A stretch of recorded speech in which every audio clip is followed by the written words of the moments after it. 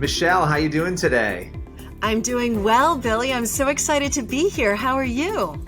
I am doing well, and I'm excited to have you here. Now, for those who don't know, you are the founder of Widow Strong. And before we even get into your story, because you have an incredible testimony, tell us a little bit, give us a little elevator pitch. For those who don't know what Widow Strong is, what is the organization? What are you trying to accomplish? Widow Strong is a community of widows empowering each other and our families to grow stronger together in body, mind, and spirit. We incorporate clinically proven, biblically based grief empowerment strategies that work to help you feel better faster and craft a life you love after loss.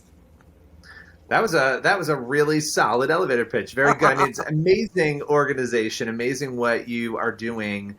So let me move into your story, because you have an incredible testimony, a really difficult loss of your husband in a traumatic way. And when I was reading through your story, recognizing and seeing that you lost your husband you had a toddler and you were 7 months pregnant. Is that correct? Yes, that is correct. It was traumatizing.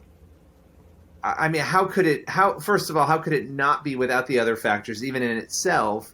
But take us through that time period in your life when that happens. What was going through your mind? I mean, again, toddler at home, 7 months pregnant.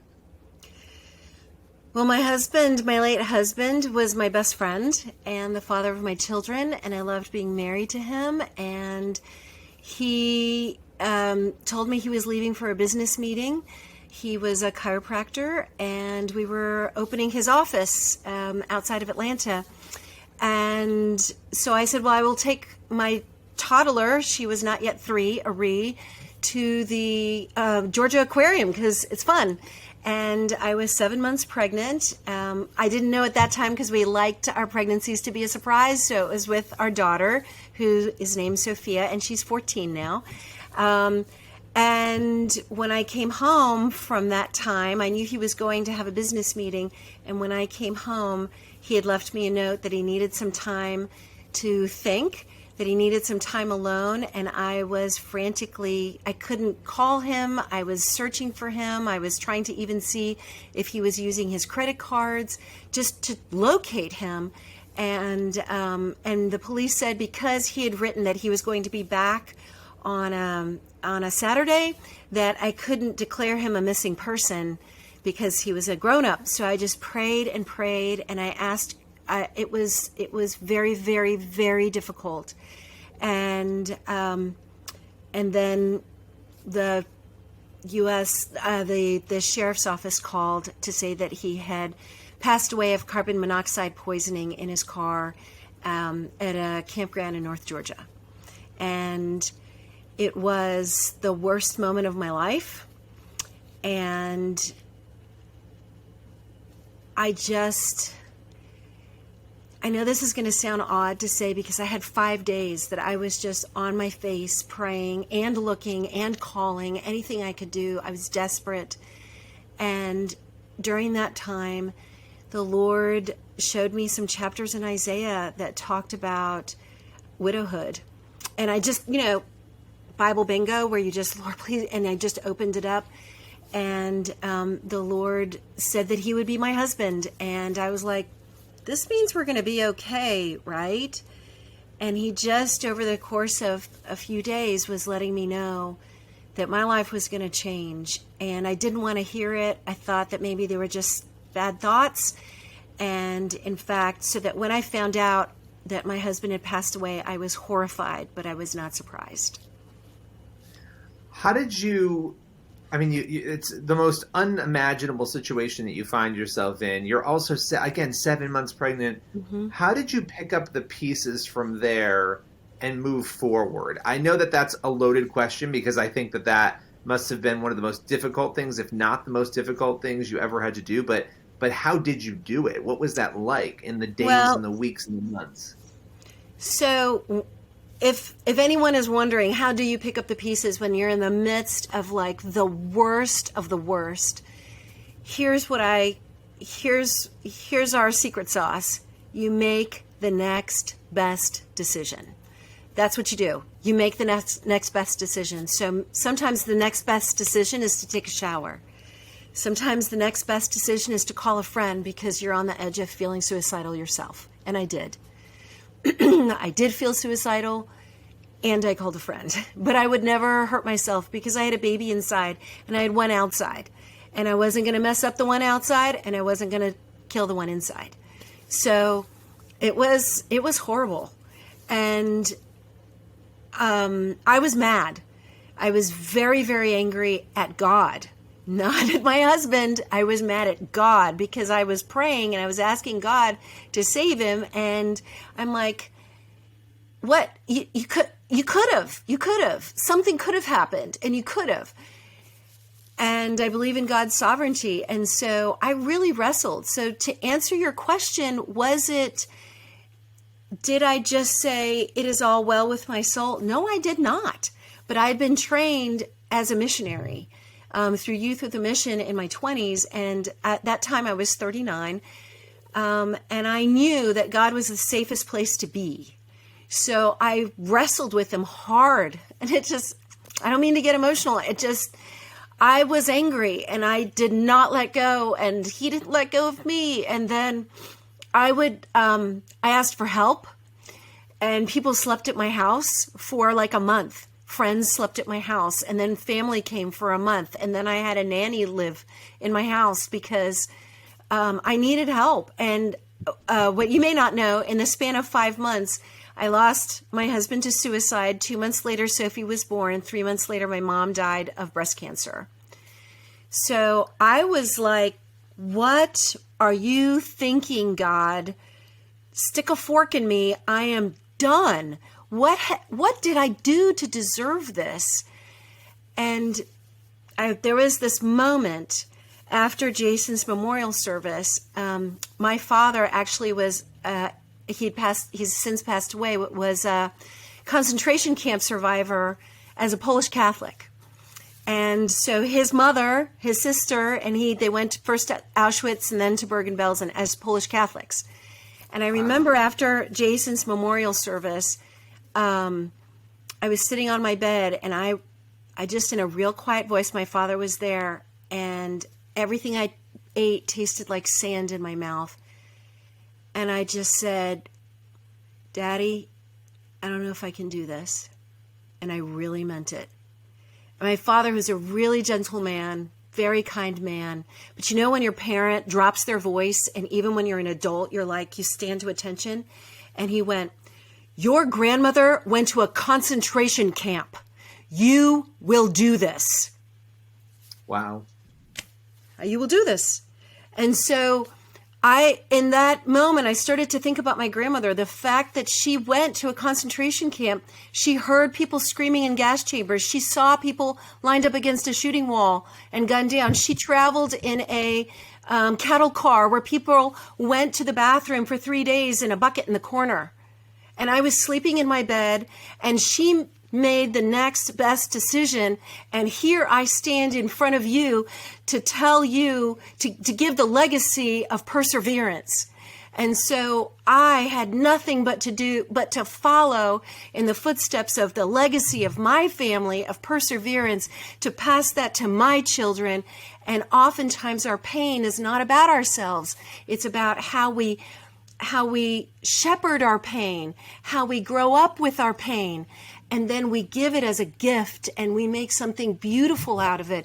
And it is one of our most precious commodities. And that's part of why I'm talking to you here today, because of how our family shepherded our pain. So I would encourage others, you make the next best decision. And sometimes it's just taking a shower. And every day it's talking to the Lord and knowing that better days will come.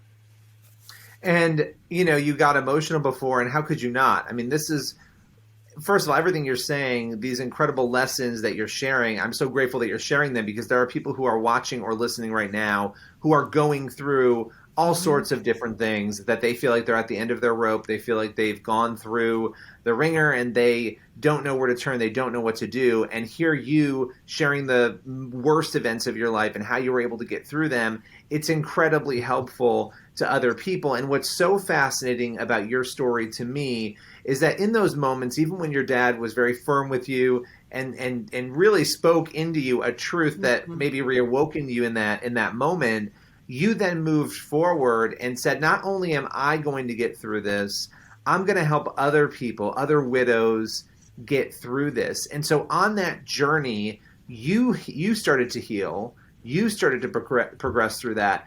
But what made you decide to say, I'm going to found Widow Strong. I'm going to go out there and create an organization that's going to help other women who have gone through what I have? I made a commitment on my wedding day. And we had a mission statement for our marriage. And I will share it with you all, and you can claim it as your own too, whether you're married or not. And here is now, it was the mission statement of our marriage, but it became the mission statement of our family. And it is simply this: to love unconditionally, to laugh often, and leave a lasting legacy. To love unconditionally, to laugh often, and leave a lasting legacy. So I love my late husband unconditionally. And I love what he gave to our family. And what he gave, I appreciate, and I say it is enough. I wanted more, but it is enough. And we laugh often. We have great adventures as a family. We laughed often when I was married, and we laugh often now that I'm a widowed mom. And we leave a lasting legacy. So when, as a journalist, because I worked as a producer, so I wasn't on camera for NBC Network, but I was in other news events. And what I did was I felt clinically depressed, and I was raising little ones, and I thought, I can't raise these children in a house of depression. And so I started to research what are the strategies to overcome depression and loss and grief. Grief from suicide, we're called a survivor of suicide. It's one of the most complicated losses, and so I needed to know how to get through that so that I could shepherd my children through this. And once I did that, and I started to feel fabulous, I started to incorporate health and wellness and exercise and community, and I call it Team Train Triumph. Kind of, we work in threes in my family. Through Team Train Triumph. And you operate as a team, get your team together. You train body, mind, and spirit and healthy and wise, biblically based choices. And you triumph by attaining your goal, crossing your finish line, and helping others. That's the secret sauce. And one of my friends said to me when I started to feel amazing and I lost like 50 pounds and I was living my life. And he said, why don't you just remarry? This was like your Red Sea. Like you went through it, let the waters close back up and move on. And I said, I can't. Because just like my grandmother's pain and our pain isn't just about us today. Well, that's part of my lasting legacy. That's part of my marriage commitment that I had with my late husband, was that I would use our marriage for a purpose. And that's what we committed to together. So it became, our journey became the 180-Year Life book. And we have 2 other books with it, the Leadership Guide, the Individual Study Guide. And then because I'm super visual and I like to know that it's real hope for real grief, don't give me a Band-Aid. I want to know exactly how to get through this step by step. I need to know how to properly supplement my body. I need to know how to exercise. I need that I'm going to simplify my home. I'm going to make it my space. I need to know, hey, how does your body respond when you're operating in gratitude? Do you know it changes your heart rhythm? Do you know it changes the energy you put out of your body?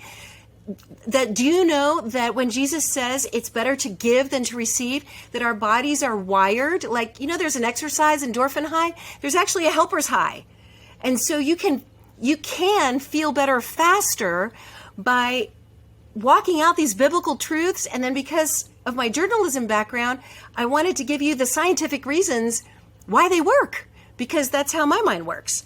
So we put this together, and then I thought, well, I want people to know I didn't make this stuff up. So I interviewed the people from the pages, over 30 health and wellness experts, inspirational people who went through tremendous loss and are now living their best lives. And that's actually called PTG, post-traumatic growth. It's a real thing being studied, a real phenomenon being studied at Yale University and my alma mater, UNC Chapel Hill, of people who've lived there, who have gone through unbelievable trauma and are now living their most amazing, purposeful lives. So as believers, why wouldn't we want to do that? Why would we want our pain to go to waste? It's one of our most precious commodities. Everyone goes through pain. And you're talking to me here today because I've gone through pain and figured out how to use it well. And through that process, we share the love of Jesus. And so you're helping. I mean, you're helping so many people through that, right? And it's right. amazing to hear the programs that you have, the fact that you partnered up, Pure Flix partnered up with you and, worked on Rebuild and Restore, which is a series, a TV series. It's a reality show series that shows what goes on when people step up and actually help widows. And it's sort of a home renovation show. It's really fascinating. Talk about that a little bit, how you came to get involved in that and the blessings that have sort of come out of that experience. Well, I got together with the creator of Rebuild and Restore, Ken Fletcher, to talk to him about programming that's needed for widows. And I wanted to reach out to Pure Flix. And we shared some ideas. I shared some really important statistics about widows, like that because women typically live longer than men, 80% of married women will become widows. And that it is important for the church to outreach, but oftentimes churches, and I'm so thankful, are led by a married couple. The husband is the pastor and the wife is in charge of the women's ministry, and they may not know, because they have not been through it, what widows need. So how do you fulfill James 1:27, which says good and perfect religion is simply this: serve the widows and the fatherless. And so what I was sharing with Ken, my passion to empower widowed families, because I believe that widows and their children are really warriors, that God has raised them up through the grief to become our leaders of compassion. Like C.S. Lewis. C.S. Lewis lost his mom when he was a child, and it made him a warrior that we even still speak about today. So Ken had this idea about a Fix-It show, and we talked about it. Why not do it for widows and their children? And we could use grief empowerment steps from my books, 180 Your Life, and then Rebuild and Restore came together. And you know what I love about their heart at Rebuild and Restore? That yes, it's exciting, it's awesome to see a home renovation, and I love me a good reveal. Like an awesome journey and a good reveal. Like, who doesn't love that? You always get lots of design ideas. I love the DIY ideas that they have throughout the show. But you know what else they do? They share grief empowerment strategies with our communities at large so that we can come together and, as the body of believers, serve our widowed families and raise up these empowered leaders for this generation through the widows and the next through their children. And so this show doesn't just care about, hey, let's do this episode and have this one family that we help, and maybe we'll help 8 or 12 a season. But they partnered with us at Widow Strong because we provide the tools for local churches and communities and grief groups through our 180 Your Life books and videos that are all available online at widowstrong.com, so that the local communities have the tools to consistently serve their widowed communities. So Rebuild and Restore inspires, and Widow Strong as a partner provides the tools for the consistent care. That's incredible. And people can actually watch Rebuild and Restore right now over on Pure Flix. You can search for it there and watch it and check it out. It's a great series. And Mishael, I just have to thank you so much for just taking us through your story, your testimony, and also sharing with us the incredible work you're doing at Widow Strong. Where can people go if they want to get more information on what it is you do? So you can visit us at widow, W-I-D-O-W, strong, strong.com. And right on our front page, we are celebrating Rebuild and Restore.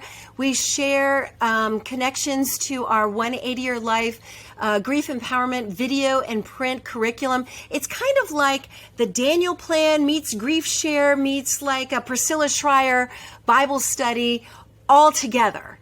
So because it's comprehensive, it's for body, mind, and spirit. It's grief recovery strategies that are clinically proven and biblically sound, that are video driven. It's like a video Bible study that has a workbook, a leadership guide, and the main book. And you can actually, if you go on audible.com, you can listen to me read this book to you. So there's all kinds of wonderful ways to connect with us. If you go to our website, widowstrong.com, you'll be able to connect with us. Make sure to sign up for our newsletter, and that way we'll be able to connect with you too.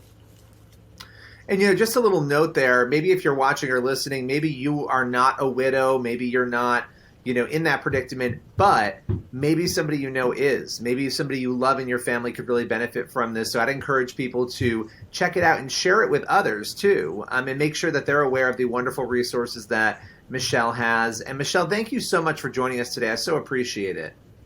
I appreciate it. Thank you so much, Billy. And I'm so excited for the partnership with Rebuild and Restore and Pure Flix. We are as well. And just anybody watching, listening, make sure you head over to Pure Flix, check out Rebuild and Restore. Also head over to insider.pureflix.com to check out daily inspiring content. We will see you next week for another episode of the show.